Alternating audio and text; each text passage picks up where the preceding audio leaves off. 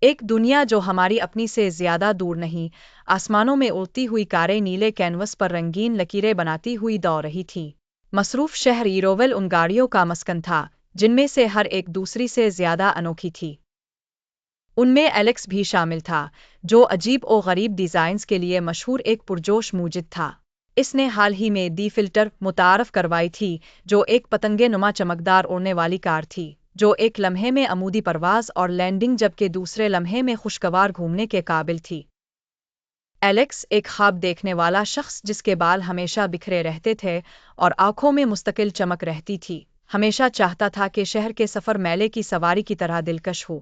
وہ اپنے بے ترتیب ورکشاپ میں بے شمار گھنٹے گزارتا، نقشوں میں ڈوبا ہوا اور پرزوں پر کام کرتا رہتا۔ اس کا قابل اعتماد معاون زپ تھا، ایک چھوٹا سا روبوٹک بلی نما جو بے حد تجسس اور شرارت کی عادت رکھتا تھا۔ زپ ناقابل فراموش تھا، جو اکثر اپنی شرارتوں اور حادثاتی کامیابیوں سے مسائل کا حل دریافت کر لیتا تھا۔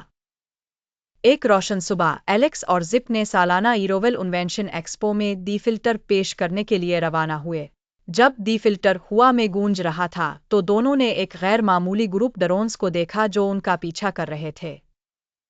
ایلیکس نے بھنویں سکوڑ لے۔ یہ عجیب ہے، اس نے سوچا۔ یہ ڈرونز معیاری پرواز کے راستے پر نہیں ہیں۔ جیسے ہی وہ ایکسپو پہنچے، افراتفری مچ گئی۔ ایک باغی ڈرون جھرمٹ سے نکل کر سیدھا ان کی طرف غوطہ لگا گیا۔ زپ نے اپنی تیز رفتاری سے ڈیش بورڈ پر ایک چمکتا ہوا سرخ بٹن دبایا۔ دی فلٹر مہارت سے الٹ گیا اور منہ کرانے والے ڈرون سے بچ گیا، جو بے ضرر طریقے سے قریب موجود ایک نرم بادل سے ٹکرا گیا۔ محفوظ لینڈنگ کے بعد، ایلیکس اور زپ نے ڈرونز کی جانچ کی اور پتہ چلا کہ انہیں ایرومیکس نے ہیک کیا تھا، جو ایک حریف ایجاد کمپنی تھی اور ان کی شرکت کو ناکام بنانے کی کوشش کر رہی تھی۔ تاہم، ٹھوس ثبوت نہ ہونے اور ایکسپو کے پرامن مقابلے کے جذبے کو برقرار رکھنے کی خواہش کے پیش نظر، انہوں نے ایرومیکس کی سازشوں کو اپنی تخلیقی صلاحیتوں سے ناکام بنانے کا فیصلہ کیا۔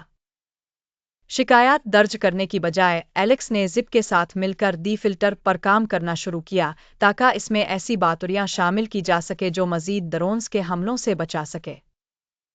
انہوں نے ذہانت سے ایک اینٹی ہیک شیلڈ نصب کی جو ماکرومرہ آئینوں کی چمکدار صف تھی جو ڈیجیٹل سگنلز کو بے ترتیب انداز میں عکسبند کرتی تھی، جس سے کسی بھی بدنیتی پر مبنی کنٹرول کی کوشش بے سود ہو جاتی تھی۔